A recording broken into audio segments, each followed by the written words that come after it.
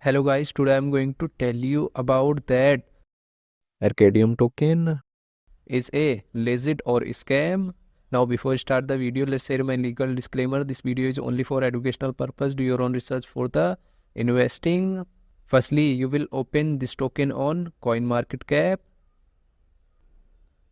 and here you will check public comment like bullish and bearish comment. Now here you can check every comments in detail related to scam and copy this address. After that, open Dex tool and here you will paste address. After that, you will open this token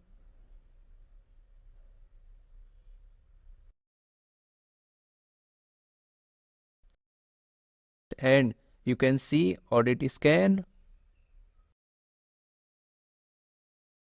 Now here you can check buying and selling transaction details. After that, go to CoinMarketCap and click on market section.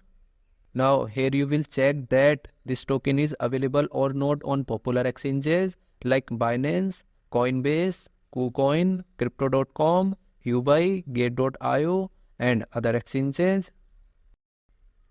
After that you will have to click on this